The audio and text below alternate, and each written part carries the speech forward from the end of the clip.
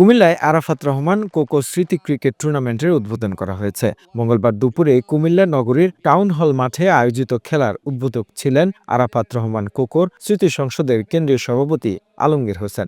উদ্বোধনী অনুষ্ঠানে প্রধান অতিথি ছিলেন কুমিল্লা মহানগর বিএনপির আহ্বায়ক উদ্বাতুল বারী আবু।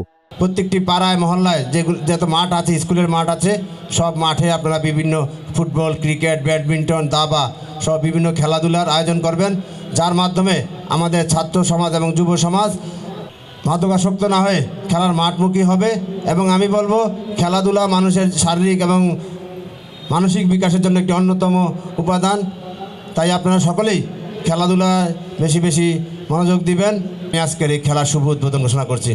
আরাফাত রহমান কোকো স্মৃতি সংসদ কুমিল্লা জেলা শাখার সভাপতি মোহাম্মদ আল মামুন এর সভাপতিত্বে অনুষ্ঠানে বিশেষ অতিথি ছিলেন কুমিল্লা দক্ষিণ জেলা বিএনপির যুগ্ম আহ্বায়ক আশিকুর রহমান মাহমুদ ওয়াসিম, মহানগর বিএনপির যুগ্ম আহ্বায়ক মোহাম্মদ রাজিউর রহমান রাজীব, জেলা স্বেচ্ছাসেবক দলের আহ্বায়ক মোহাম্মদ নজরুল ইসলাম, আরাফাত রহমান কোকো স্মৃতি সংসদ সভাপতি মোহাম্মদ শাহাদাত হোসেন।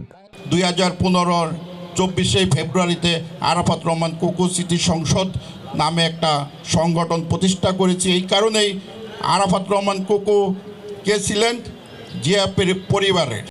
খেলায় 20টি দল অংশ নেয়। প্রায় 14 দিন পর্যন্ত ধরে এই খেলা চলমান থাকবে। পরে ফাইনাল খেলার পুরস্কার বিতরণী অনুষ্ঠিত হবে। The news Bangladesh desk report.